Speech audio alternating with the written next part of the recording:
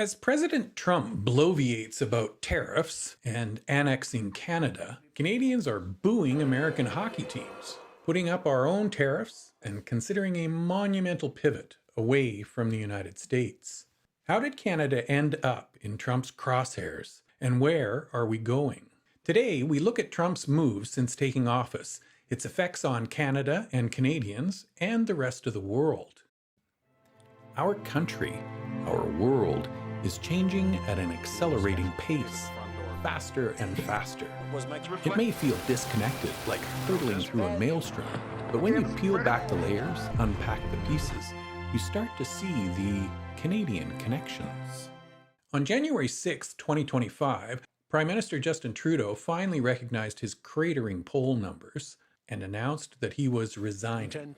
He would stay on as interim Prime Minister until a new leader of the Liberal Party was chosen on March 9th. 14 days later, on January 20th, President Donald Trump was inaugurated in Washington for his second term. His administration has moved with astonishing speed in his second term on many fronts, both internally and externally. In his inauguration speech, Trump said that both Canada and Mexico are allowing, quote, mass numbers of people to come in and fentanyl to come in to the U.S. across their borders. Even though only 0.2% of fentanyl entering the United States comes from Canada, while 98% comes from Mexico. Trump also made repeated calls for Canada to be annexed by the United States as its 51st state, and said that while he would not use military coercion, he could use economic force to bring about Canadian annexation.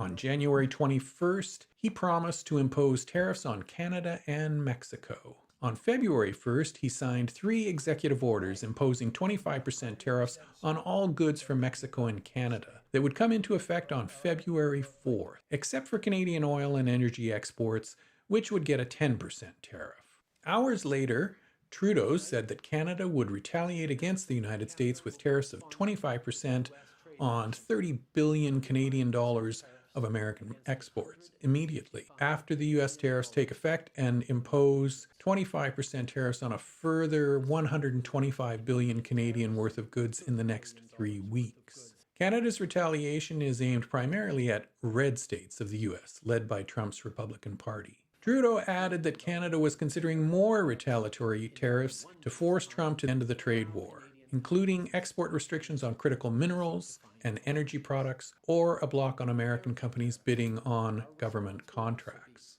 Canada's premiers also got into the act, pulling American booze off the shelves and reconsidering procurement contracts with American companies. On February 1st, Canadian hockey fans started booing the American national anthem played before games. On February 3rd, Trump delayed tariffs on Mexico and Canada for 1 month. On February 10th, Trump imposed 25% tariffs on steel and aluminum entering the United States from all countries, including Canada and Mexico, set to enter force on March 12th. On February 27th, he said that tariffs on Mexico and Canada would go into effect on March 4th. On February 28th, Trump and his vice president, J.D. Vance, held a news conference with Ukrainian President Volodymyr Zelensky, where they berated him in front of the world.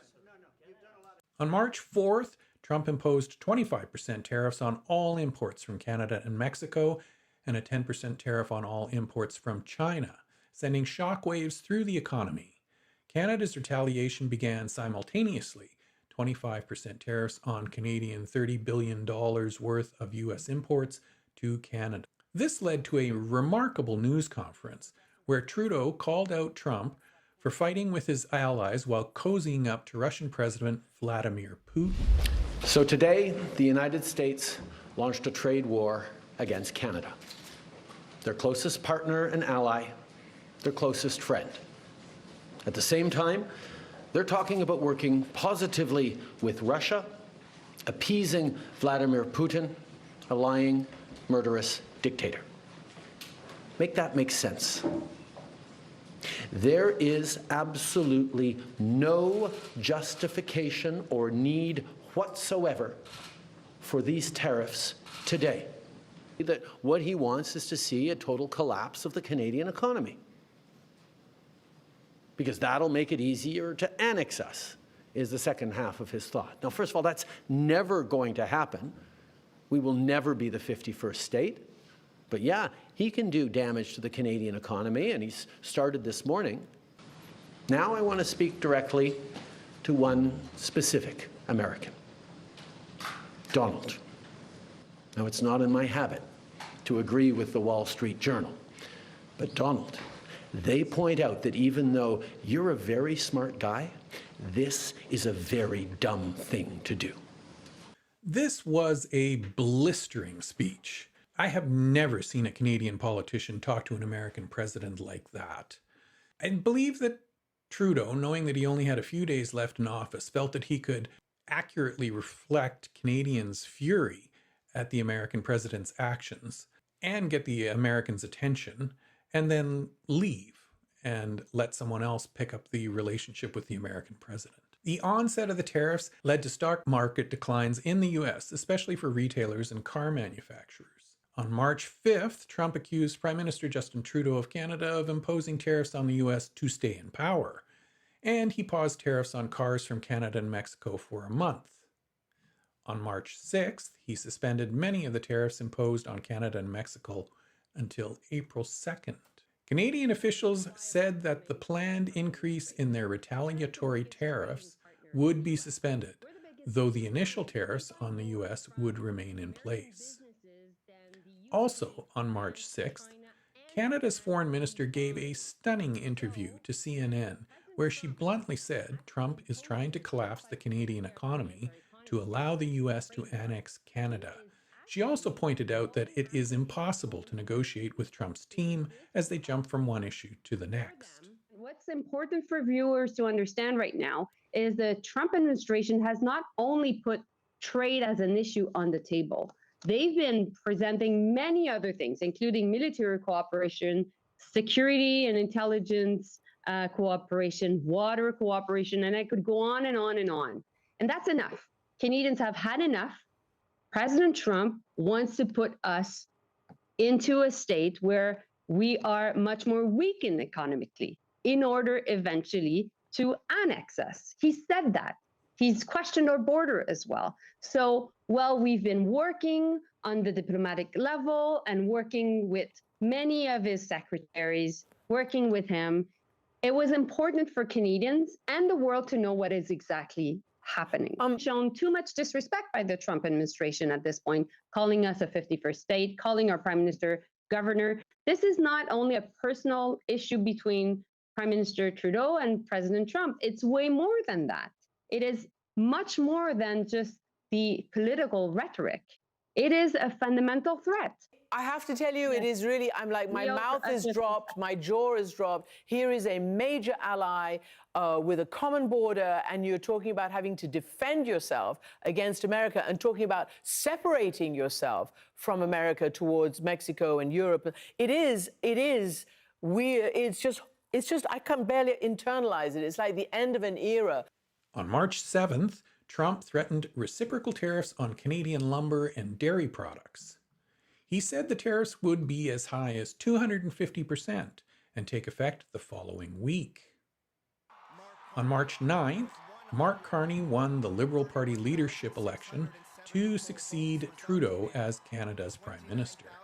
In his acceptance speech, he said he supported the Trudeau government's retaliatory tariffs and would keep them in place. He also said he would not meet Trump until the Americans show us respect. To create new trading relationships with reliable trading partners and to secure our borders. There's someone who's trying to do the opposite. There's someone who's trying to weaken our economy.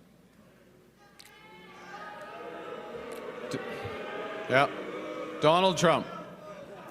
Donald Trump.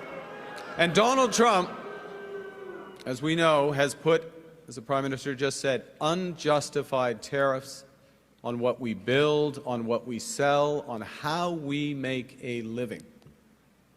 He's attacking Canadian families, workers, and businesses, and we cannot let him succeed. And we won't. We won't. The Canadian government has rightly retaliated and is rightly retaliating with our own tariffs that will have maximum impact in the United States and minimum impact here in Canada.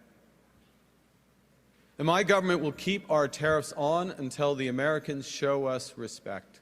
On March 10th, Ontario Premier Doug Ford imposed a 25% surcharge on electricity exports to the U.S. states of Michigan, Minnesota, and New York.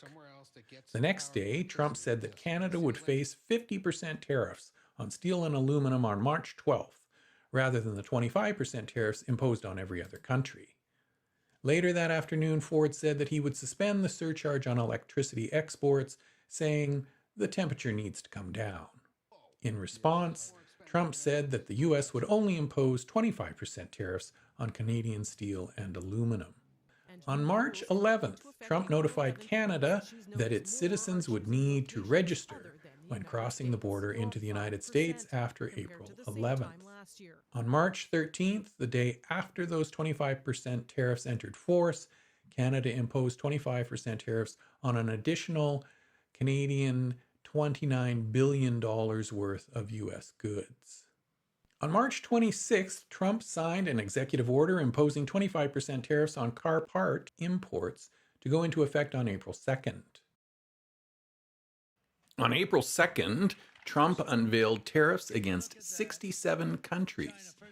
He spared additional tariffs on Mexico and Canada, but the 25% tariff on steel and aluminum remains, and the 25% on cars and parts kicks in at midnight. Needless to say, all this chaos is impacting both Canadian and American businesses as they suspend investments, hiring, and new projects, while struggling to deal with bouncing border tariffs. Stock markets have lost 10% of their value since the inauguration. Mark Carney was sworn in as Canada's Prime Minister on March 14th. On the same day, the new Prime Minister instructed his Defence Minister to have another look at Canada's $19 billion contract to buy 88 U.S.-built F-35 stealth fighters. Canada has already paid for 16 of the fighters, but is now reconsidering the rest after concerns about the need for ongoing U.S. software upgrades to keep the fighters operating at peak effectiveness and even a possible kill switch. European purchasers are also re-examining their own F-35 contracts. Mr. Carney has placed respect at the heart of how he will deal with President Trump, suggesting he will not engage if Mr. Trump carries on calling him governor like he did with Justin Trudeau. My perspective, they're not going to come until we get the respect we deserve as a sovereign nation. By the way, this is not a high bar. This is not a high bar to say we will sit down as a sovereign nation and have this negotiation, but also that we will have a comprehensive discussion, not a discussion about one-off tariffs, the latest initiative, but a comprehensive discussion of the economic relationship and the security relationship, which is also in the interests of the United States. In a move that upends decades of tradition, Prime Minister Carney's first trip to a foreign state was not the United States, but rather he headed off to old-time allies France and Britain to renew ties with them. In London, at a news conference at the Canadian High Commission, Carney said about the United States leadership, quote, "They're disrespectful, they're not helpful, and they need to stop before we sit down and have a conversation about our broader partnership. We don't need another country to validate our sovereignty. We are sovereign. We don't need praise from another country. We are proud." The Trump administration requested a call with Carney on March 26th. There was a notable change in tone from Trump after the call. We had a very good conversation. Mark called me today at 10 o'clock. We put out a statement. We had a very, very good talk. He's going through an election now, and we'll see what happens. It should be noted that Trump has profoundly altered the political landscape in Canada. Prior to Trump taking office, Pierre Poilievre's Conservatives had led Justin Trudeau's Liberals in the polls for 2 years. With Trudeau gone and Poilievre's Trump-light persona playing badly when the country is under attack by the real Trump, and with Carney alternative now available, Canadian polls have seen an unprecedented change over the last 2 months. What was looking like a Conservative majority in our upcoming election to be held on April 28th is now looking like a Liberal majority. I need to say that in the last 45 years of watching Canadian politics, I have never seen anything like these last 2 months. You can see it in the reactions of politicians and media. There really is no roadmap for where we are or where we're going on the world stage. We are watching the end of Pax Americana, the 80-year-old international order set up primarily by the Americans at the end of the Second World War, that have essentially maintained peace among top-tier world powers since that war ended and facilitated unprecedented economic prosperity, including the Americans.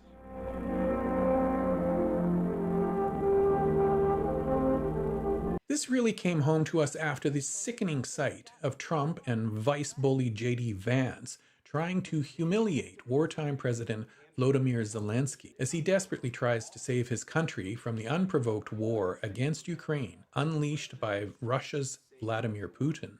Trump and his administration are trashing the world order, insulting NATO allies, withdrawing support from Ukraine, while cozying up to Putin, increasing his credibility and easing the isolation the world imposed on Russia after Putin's unprovoked attack on Ukraine. It is clear that Donald Trump sees the world not as the post-World War II era of America as the world's policeman, keeping global peace, while international organizations like the International Monetary Fund and the World Bank and the World Trade Organization, again set up by the Americans, promote a healthy international trading environment for all. Rather, the Trump administration has a 19th century imperial power view, where major powers have their sphere of influence within which the strong do what they can and the weak suffer what they must.